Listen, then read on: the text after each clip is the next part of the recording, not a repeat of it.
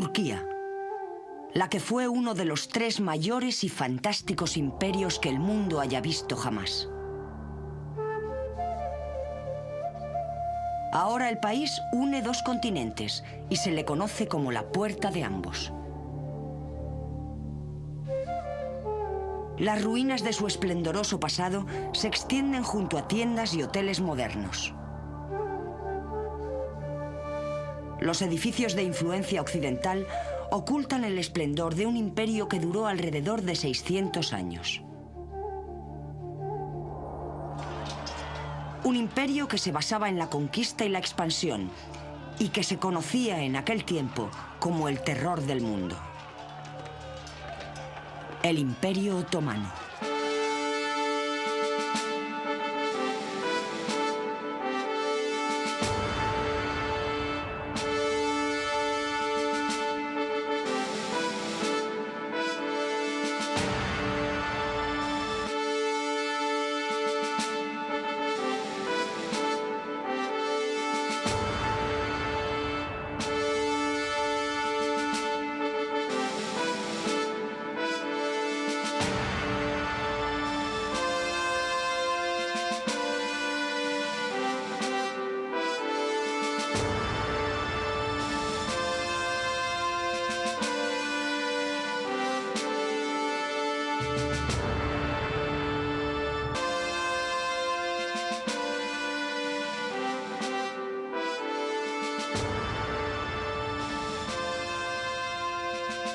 Civilizaciones antiguas.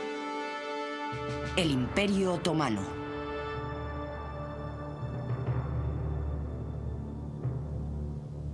Los soberanos otomanos del Próximo Oriente dejaron un legado arquitectónico y cultural que perduraría tanto como el de romanos y griegos.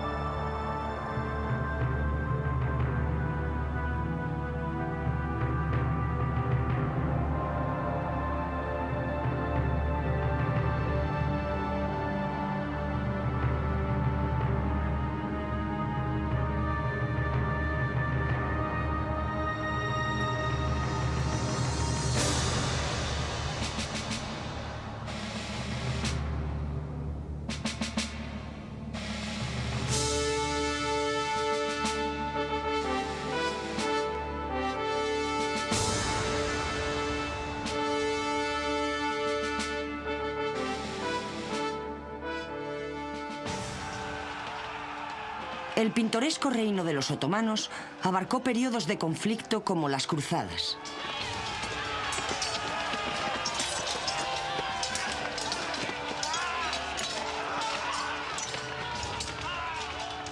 Las grandes migraciones de los turcos selyúcidas, el periodo de dominación sobre gran parte del mundo conocido y las grandes sublevaciones del siglo XIX. El final definitivo del Imperio Otomano fue durante la Primera Guerra Mundial.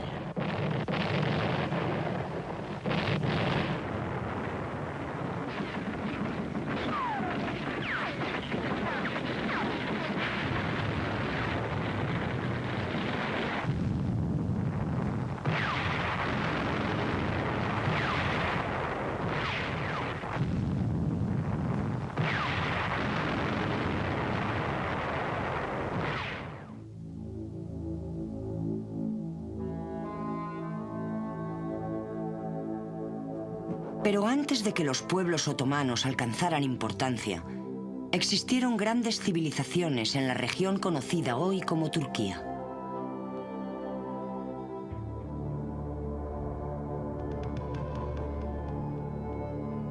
Se cree que la fabulosa ciudad de Tron, lugar de la legendaria guerra de Troya, como se describe en la Ilíada de Homero, estaba situada en Troas, en la Anatolia turca.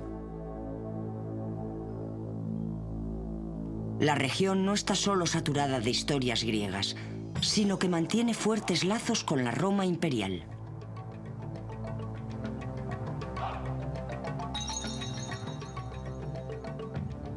Tras dividirse el Imperio Romano en Oriente y Occidente, En el tercer siglo después de Cristo, el emperador Constantino fundó Constantinopla, hoy Estambul, donde estaba la antigua Bizancio. Y cuando Roma cayó en el año 476 después de Cristo, la ciudad heredó su hegemonía como capital del Imperio Bizantino.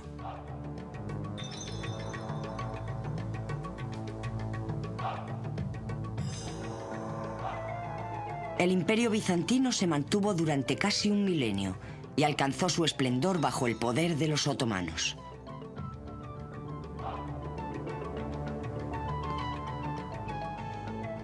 El Estado otomano fue fundado por Osmán I Gazi, que gobernó sobre un pequeño estado fronterizo en la Anatolia occidental durante el primer cuarto del siglo XIV. El origen de este estado se encontraba en las estepas de Asia Central, donde vivían las tribus nómadas de Turkamán.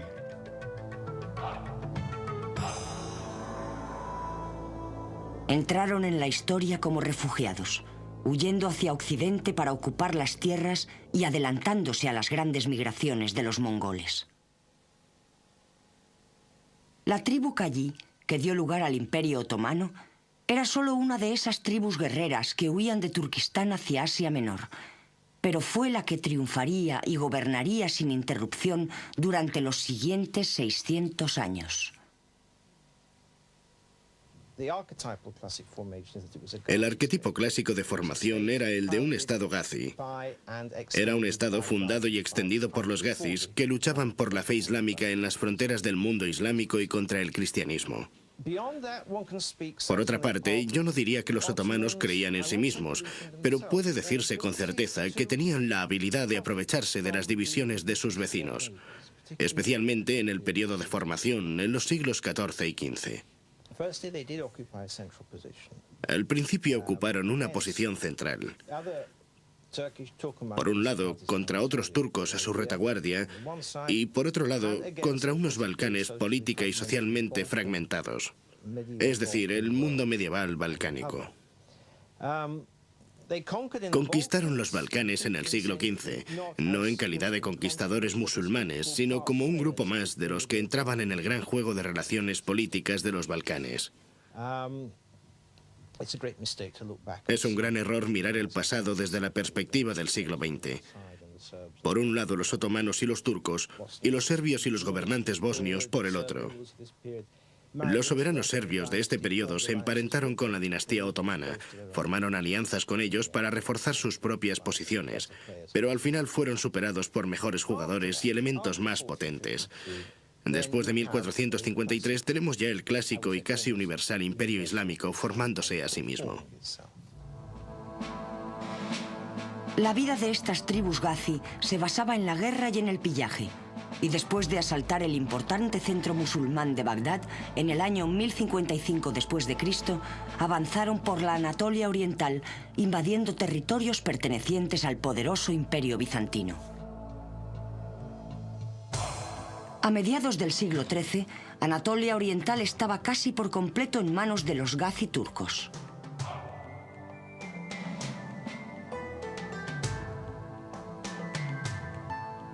Osmán sacó partido de la debilidad inherente a los bizantinos y se aseguró el botín mediante la invasión del territorio cristiano. Otros gazis se unieron a él y su imperio creció. Las conquistas de Osmán en Anatolia fueron coronadas con la de la capital de la provincia, Bursa, por parte de su hijo Orhan.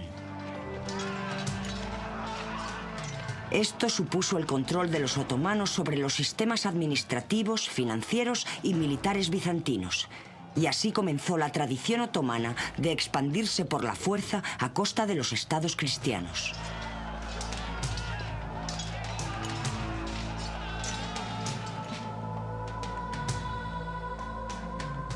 Hacia el año 1400, como resultado de las conquistas otomanas, solamente Macedonia y Tracia estaban directamente bajo gobierno bizantino, y el propio imperio se había convertido en un vasallo otomano.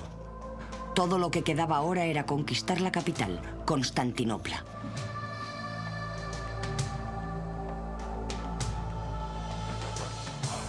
La transformación del Principado otomano en un vasto imperio que cubría Europa suroriental, Anatolia y el mundo árabe se llevó a cabo en 3 significativas campañas entre los siglos XIV y XVI. La más importante de las cuales fue el saqueo de Constantinopla en 1453.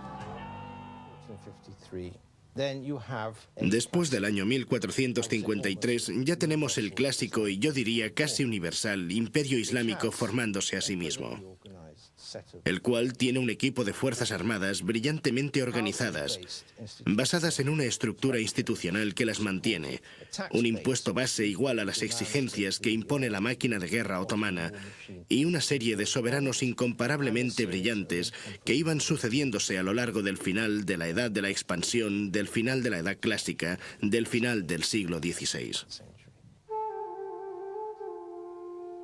Después de que el éxito de las campañas se extendiera hasta el Danubio, el sultán Mehmed II, conocido más tarde como el Conquistador, dijo a sus ministros que el imperio nunca estaría seguro hasta que Constantinopla estuviera en manos otomanas. Procedió a la captura de la capital bizantina y le cambió el nombre por el de Estambul. Coronando las colinas con mezquitas y palacios, como el famoso Palacio de Topkaki, el cual todavía domina sobre la moderna ciudad de Estambul.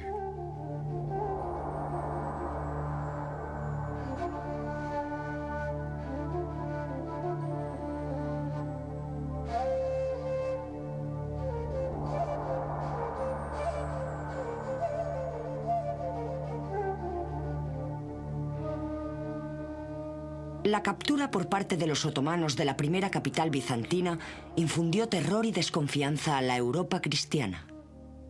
El Islam tenía ahora un pie en Europa y otro en Asia.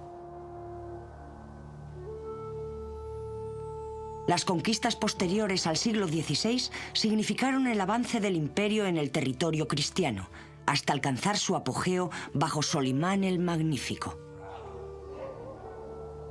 Los logros del Imperio Otomano fueron enormes.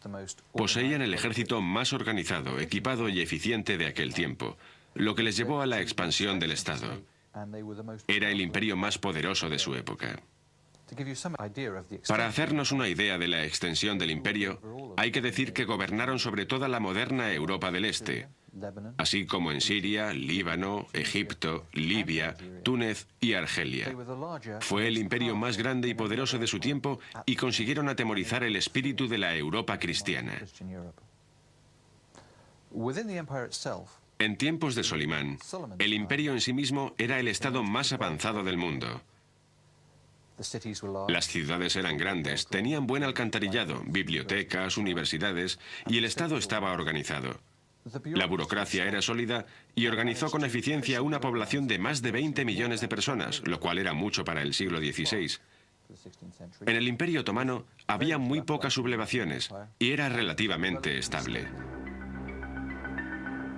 La adición de las tierras árabes transformó el imperio, que pasó de ser un estado gazi a un califato islámico. Solimán llegó a ser conocido como el protector de las ciudades santas Medina y la Meca, y se le llamó Padasha, Shah de los Shahs. La flota turca estaba considerada como la más poderosa del Mediterráneo, rivalizando incluso con la armada veneciana.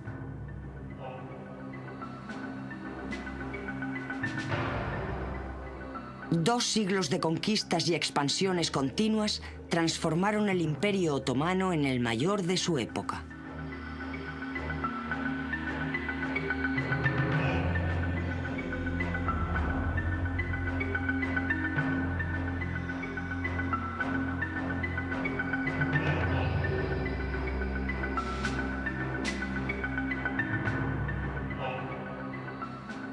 El ejército del sultán estaba bien equipado.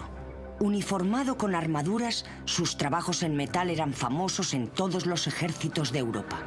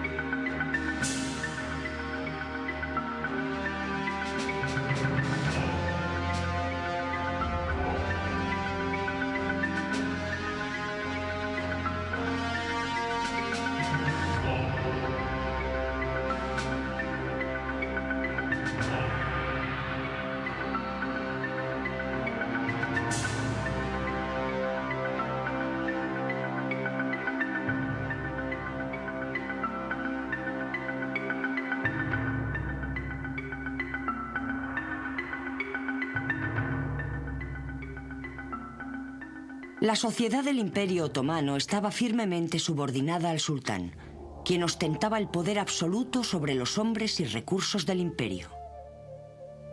Toda la autoridad suprema residía en un solo hombre.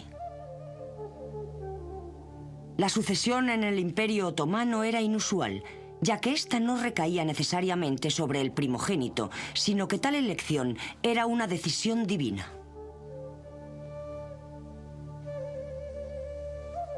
Durante los siglos XV y XVI, cuando los príncipes cumplían 12 años, eran enviados a lejanas regiones del imperio para que aprendieran los asuntos del gobierno provincial. Y generalmente, el hijo que llegaba primero a Estambul tras la muerte del sultán era quien heredaba el título.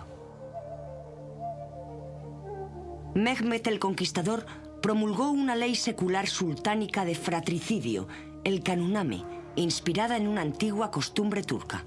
La primera tarea del nuevo sultán era ordenar la ejecución de sus hermanos.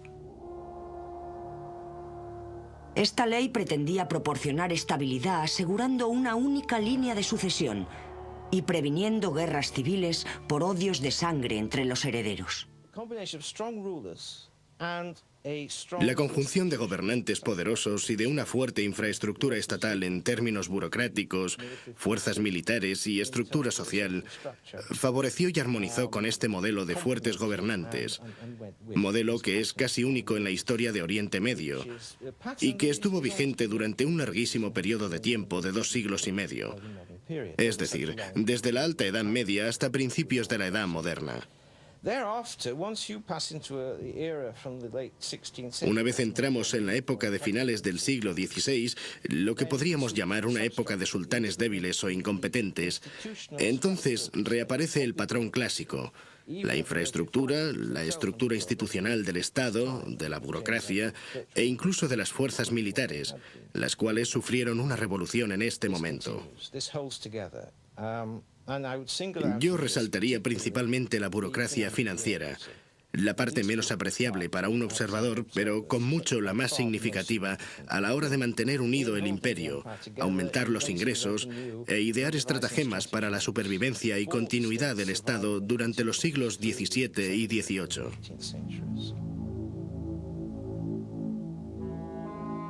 La sociedad otomana estaba dividida en clases claramente definidas.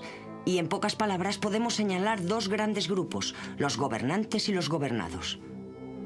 En terminología turca se les denomina los askari y los rea, lo que se traduce literalmente como los militares y los súbditos.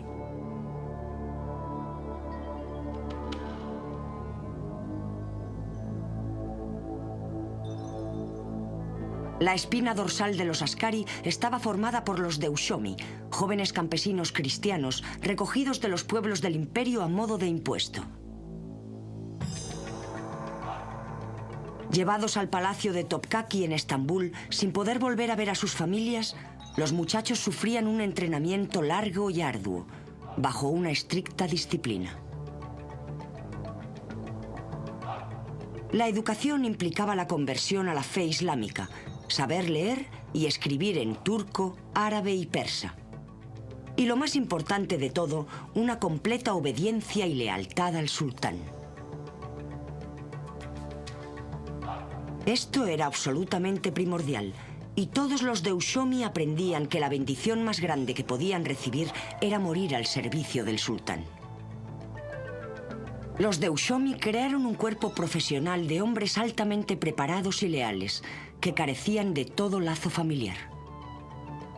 Dedicados al servicio del sultán y a pesar de su categoría de esclavos, disfrutaban de una inmensa riqueza y poder como élite de la clase gobernante otomana.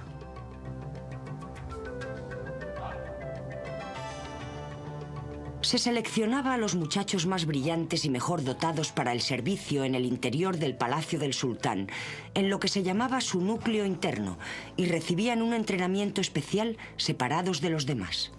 Los mejores llegaban a constituir su séquito personal. Nunca eran más de 39, y este era el rango más alto al que un deushomi podría aspirar, además de poder llegar a ser el gran visir, que era elegido de entre estos 39 y que se convertía en la mano derecha del sultán. La mayoría de los Deushomi, de los que se reclutaban hasta 3.000 a la vez, abandonaban los límites de palacio para desempeñar un servicio en el exterior y se convertían en instrumentos del gobierno provincial, los genízaros o guardia montada del sultán. Los genízaros, oficiales del ejército, fueron de vital importancia en la continua expansión del Imperio Otomano. En un principio se creó este cuerpo con los prisioneros de guerra del sultán, que habían sido capturados en la toma de Adrianópolis en 1369 y se convirtieron en la base del ejército otomano.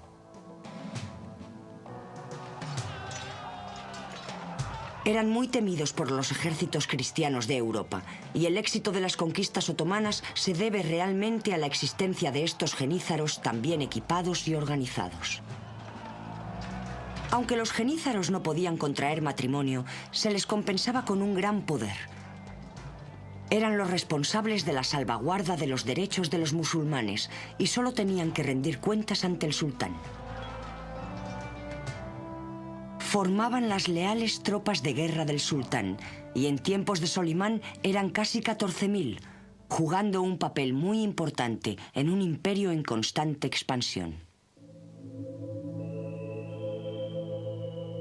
Para aquellos musulmanes de nacimiento, el único camino hacia la clase gobernante de los askari era convertirse en un miembro de la ulima, la institución de los sabios. La ulima la constituía un grupo de hombres doctos, educados en instituciones musulmanas, y de allí salían los eruditos, profesores, abogados y jueces del Imperio Otomano. Su trabajo consistía en propagar por el imperio la fe islámica y hacer cumplir las leyes y enseñanzas religiosas. Ser miembro de la ulima conllevaba la ventaja fiscal de estar exento de impuestos, pero no tenían la misma autoridad y prestigio que los genízaros.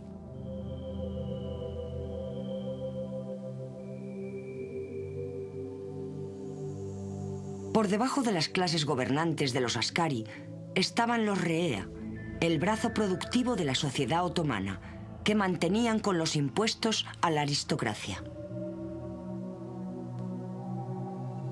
Concretamente, los reea eran los musulmanes que pagaban los impuestos y eran despreciados por los askari. Generalmente eran campesinos pobres y analfabetos, que no podían jamás aspirar a estar entre los askari, y se pretendía que la distinción entre los dos fuera absoluta. Los askaris guardaban celosamente su posición privilegiada y contaban con el sultán para mantener la línea divisoria entre ellos y el resto de los súbditos. Así se separó claramente a los reea de los askari mediante leyes que regulaban su vestimenta y mediante la prohibición de que los reea montaran a caballo o llevaran espadas. Por debajo incluso de los reea estaban los zinis, quienes constituían la capa más baja de la sociedad otomana. Eran campesinos no musulmanes o nómadas errantes y económicamente estaban en mayor desventaja ya que soportaban impuestos adicionales. En la sociedad otomana, el Estado y el sultán eran lo más importante.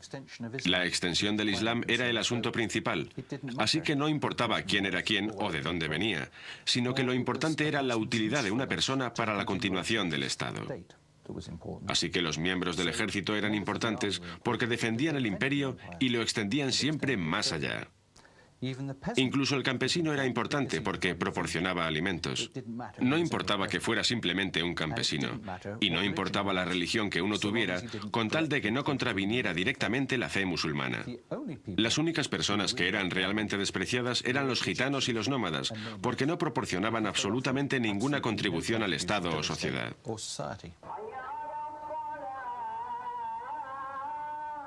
La religión era un aspecto importante de la vida otomana.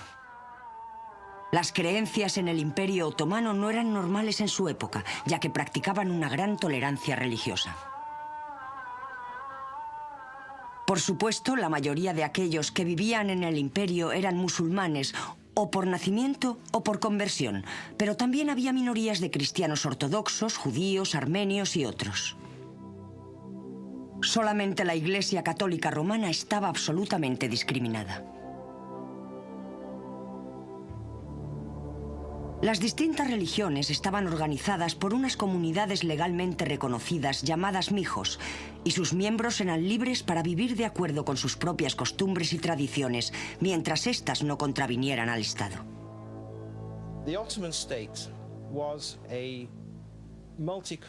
El Estado otomano era multiconfesional y multiétnico.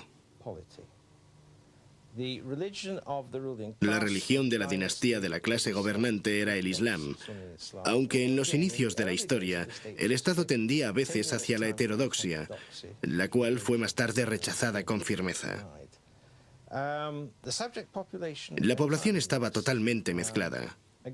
No hay duda de que en los primeros 150 años del imperio, la mayoría de la población no era musulmana, especialmente en los Balcanes.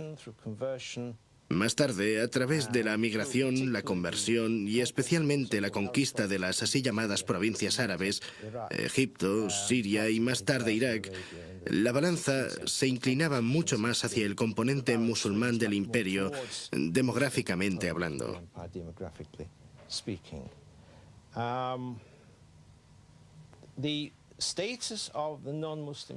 El estado de la población no musulmana estaba gobernado por las leyes islámicas acostumbradas. Para ponérselo más difícil, tenían ciertas desventajas que afectaban a su situación tributaria, su posición social o su incapacidad para casarse. Por ejemplo, un musulmán otomano podía casarse con una mujer cristiana, pero no al revés. También existían otros impedimentos que variaban de un siglo a otro, y en realidad, en muchos casos, de un reino a otro.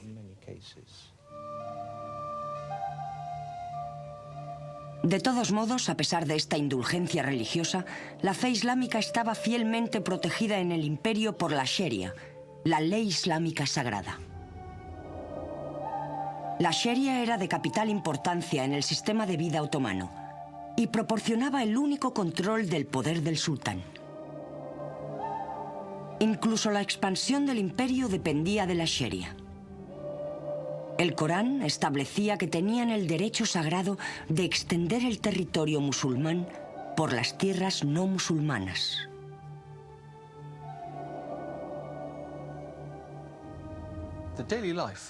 La vida diaria de los miembros de la sociedad otomana estaba basada en torno a la religión, y esto era fundamentalmente por la aplicación de la Sharia, la ley islámica. Se consideraba que el seguimiento de la Sharia era más importante que la lealtad al sultán. El día estaba regulado por las oraciones hacia la Meca. En efecto, la llamada de la mezquita llegó a ser el reloj, y todos sacaban sus esteras de oraciones cara al este y rezaban al menos 4 veces al día. El seguimiento de este régimen era muy importante. Sin embargo, debe recordarse que no todos los habitantes del Imperio Otomano eran musulmanes, y había una tolerancia considerable hacia los no musulmanes. Desde luego, las enseñanzas de la ulima intentaban convertir a la mayor cantidad de población posible al Islam. Pero los que deseaban permanecer fieles a su propia fe no eran perseguidos como lo eran en otros países de aquel tiempo.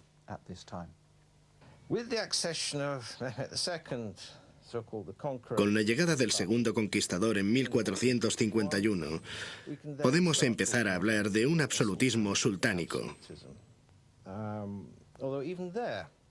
Aunque incluso allí, a pesar del poder del soberano, de su absoluto poder sobre su propia casa, hombres y sirvientes, y a pesar de su incontestado papel como soberano del Estado, a pesar de todo ello, se encontraba limitado en lo que podía o no podía hacer por la ley islámica, la Sharia, y por las leyes acostumbradas.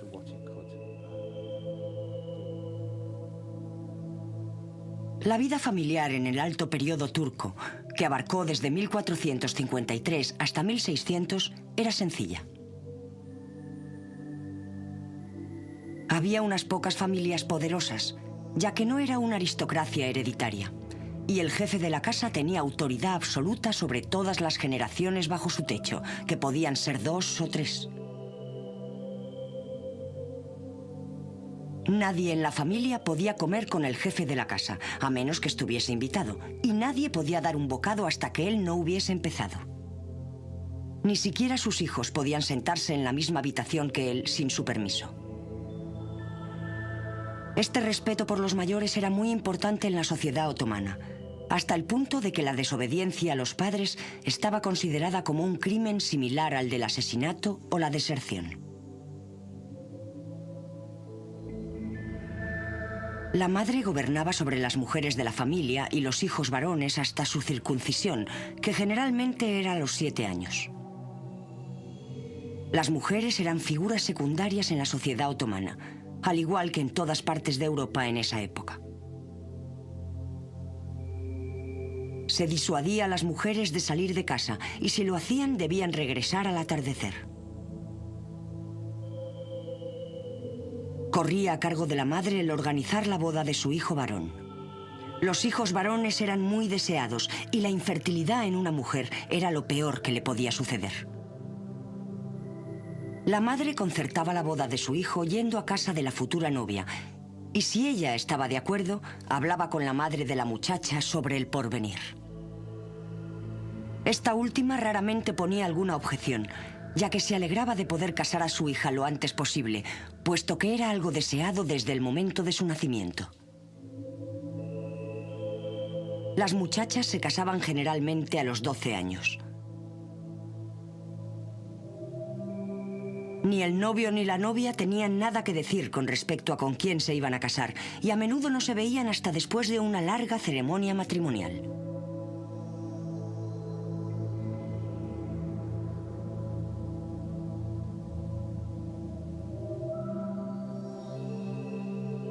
En la sociedad otomana, los hombres podían tener hasta 4 mujeres a la vez, y concubinas, siempre que las mantuvieran en casas separadas, mientras que las mujeres solamente podían tener un marido.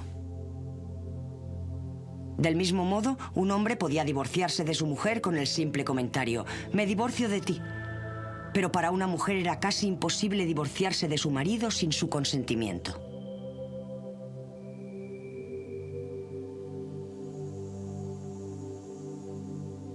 Los hombres del Imperio Otomano llevaban una vestimenta muy elaborada. Consistía en unos pantalones bombachos con una camisa y un dolmen, un fajín alrededor de la cintura. Y si era rico, un caftán con calcetines de piel, zapatillas y un turbante. La barba no era obligatoria, pero la mayoría de los hombres de aquel tiempo la llevaban.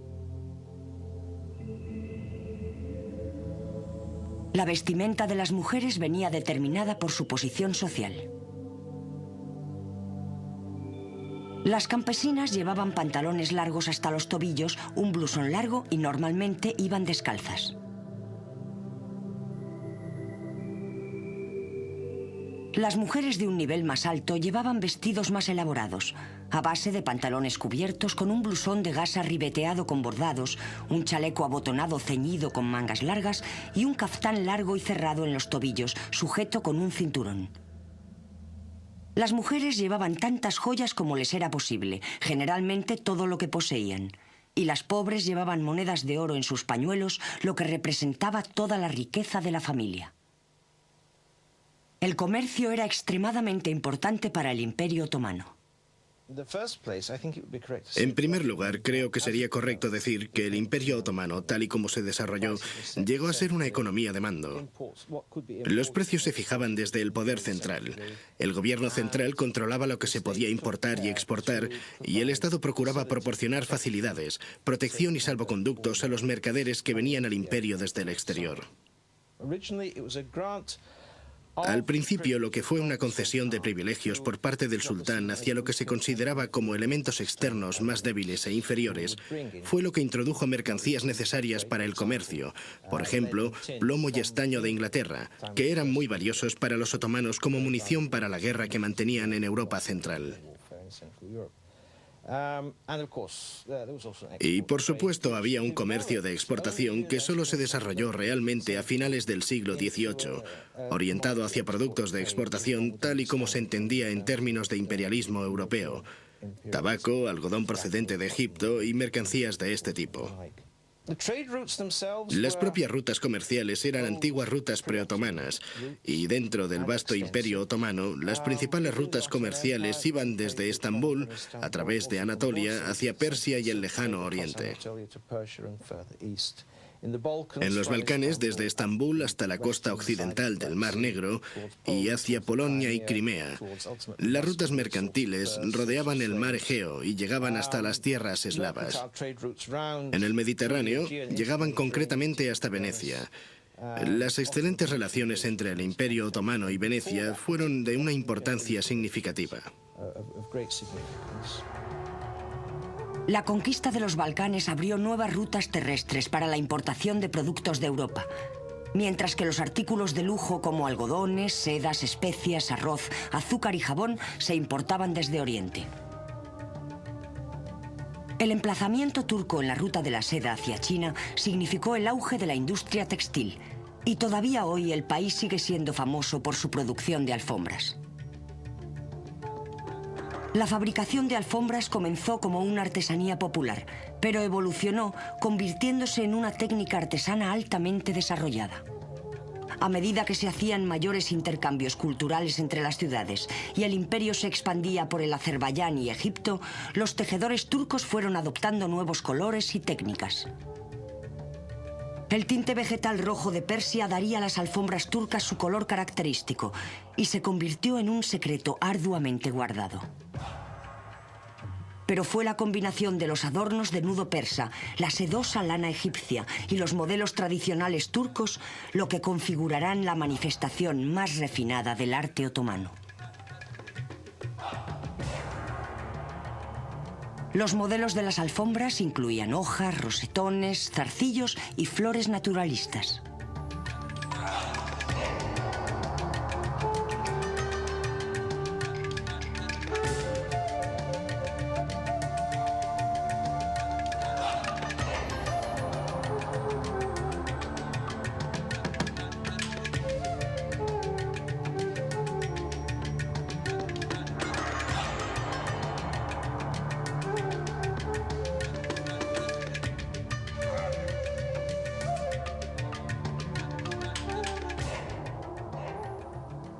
En todas las alfombras había un insignificante error deliberado.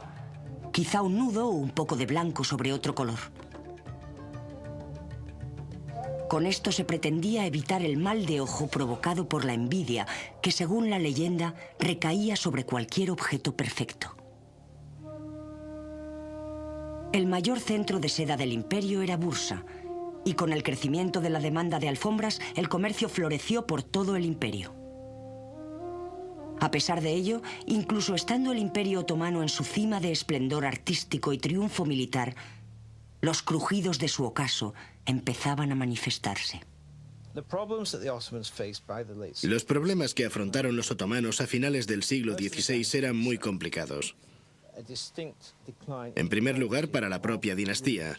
Un claro ocaso tras el final del reinado de Solimán, que puede muy bien remontarse a problemas en la propia familia imperial, en su reinado.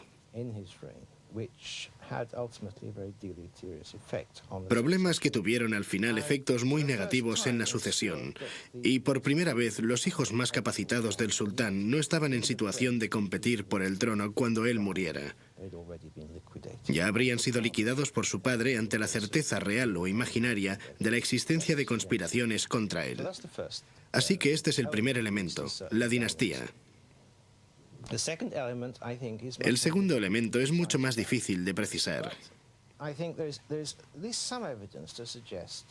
Hay alguna evidencia que permite sugerir que desde finales del siglo XVI la máquina militar otomana dejó de ser tan efectiva como lo había sido en los 2 siglos anteriores. Las razones de ello son de nuevo difíciles de comprender. En parte, el imperio era demasiado grande. Había sido una víctima de su propio éxito. Sus fronteras estaban ahora frente a Persia, en el Mar Rojo, en el Golfo Pérsico, frente al Sáhara en África y en el Mediterráneo frente a España. Ocurrió simplemente que, dadas las bases logísticas de comunicación, dada la duración del periodo de campañas y del modelo de mando de autoridad central en el imperio, dichas campañas se volvieron cada vez más caras y menos provechosas.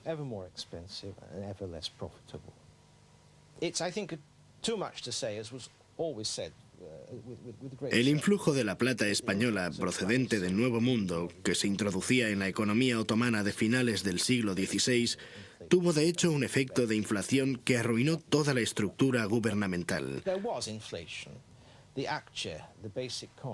El apture, la moneda básica de cambio, que había existido más o menos sin modificaciones de peso desde 1300 hasta 1566, empezó a depreciarse y rebajarse.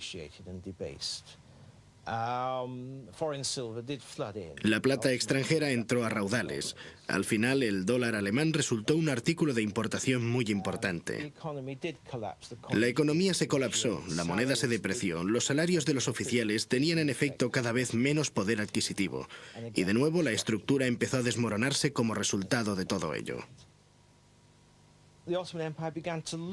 El Imperio Otomano empezó a perder esos elementos constitutivos que habían hecho de él algo único y aparentemente invulnerable.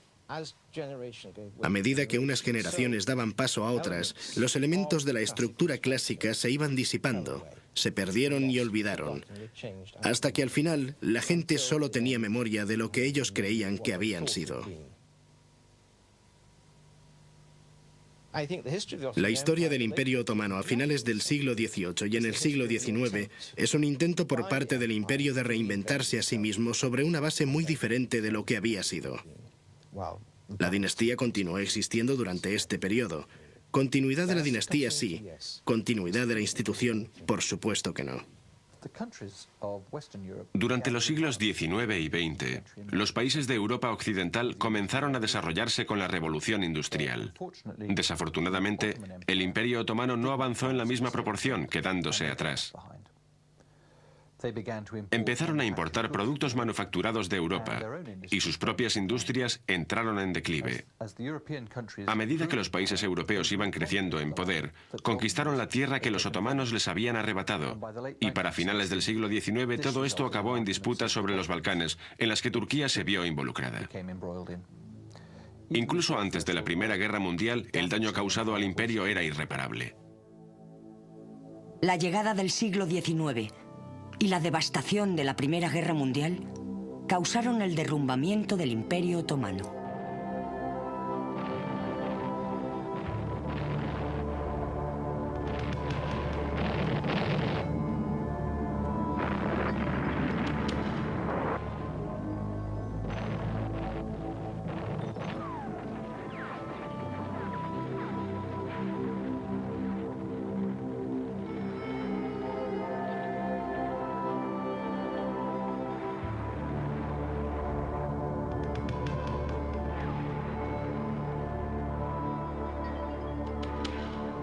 Después de haber perdido todas las tierras, retrocedieron hacia la península de Anatolia, creando el Estado moderno de Turquía.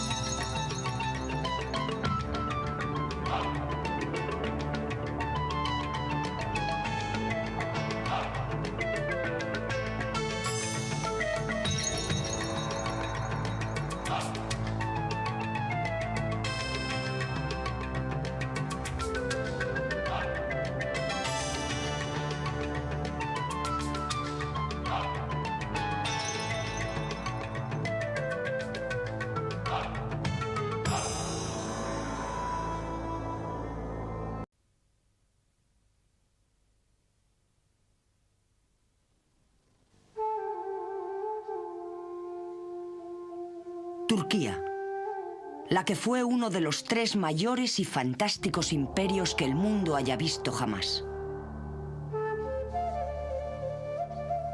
Ahora el país une 2 continentes y se le conoce como la puerta de ambos. Las ruinas de su esplendoroso pasado se extienden junto a tiendas y hoteles modernos.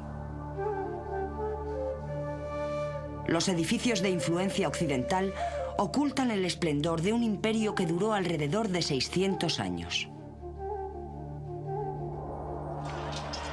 Un imperio que se basaba en la conquista y la expansión y que se conocía en aquel tiempo como el terror del mundo. El Imperio Otomano.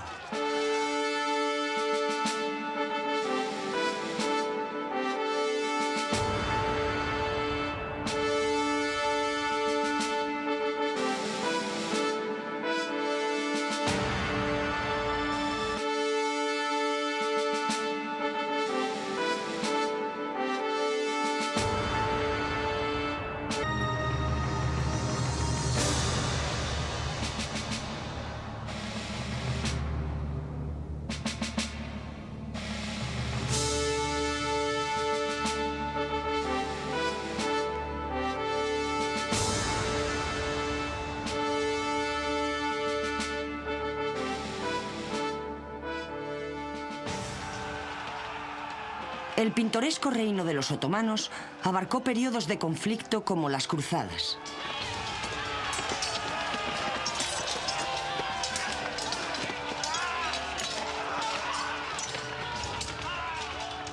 Las grandes migraciones de los turcos selyúcidas. El periodo de dominación sobre gran parte del mundo conocido y las grandes sublevaciones del siglo XIX. El final definitivo del Imperio Otomano fue durante la Primera Guerra Mundial.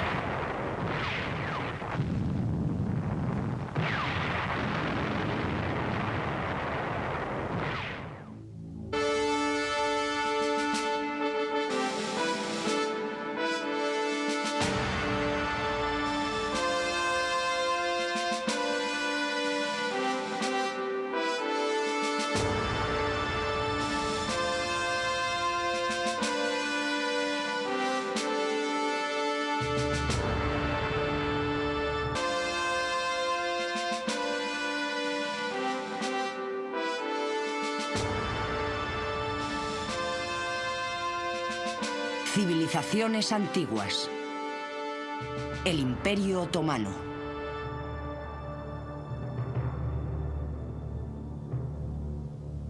Los soberanos otomanos del Próximo Oriente dejaron un legado arquitectónico y cultural que perduraría tanto como el de romanos y griegos.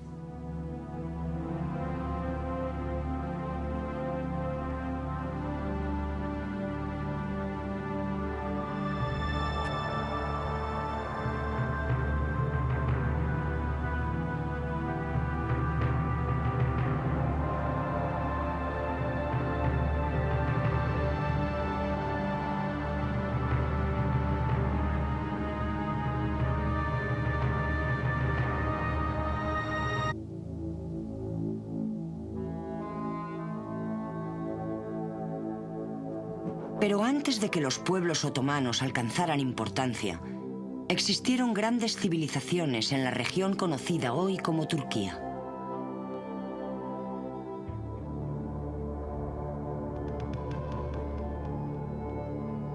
Se cree que la fabulosa ciudad de Tron, lugar de la legendaria guerra de Troya, como se describe en la Ilíada de Homero, estaba situada en Troas, en la Anatolia turca. La región no está solo saturada de historias griegas, sino que mantiene fuertes lazos con la Roma imperial.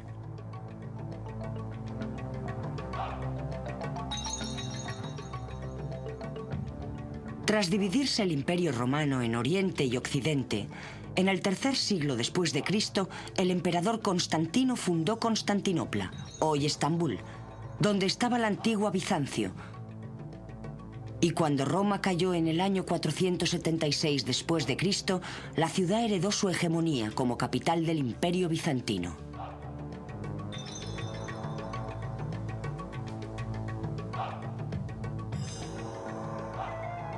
El Imperio Bizantino se mantuvo durante casi un milenio y alcanzó su esplendor bajo el poder de los otomanos.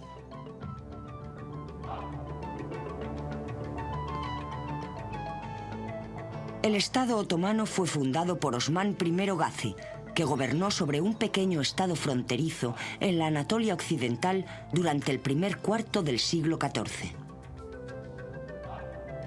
El origen de este estado se encontraba en las estepas de Asia Central, donde vivían las tribus nómadas de Turkamán.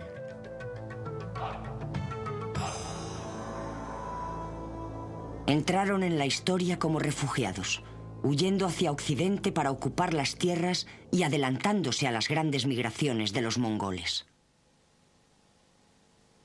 La tribu Kayí, que dio lugar al Imperio Otomano, era solo una de esas tribus guerreras que huían de Turquistán hacia Asia Menor, pero fue la que triunfaría y gobernaría sin interrupción durante los siguientes 600 años.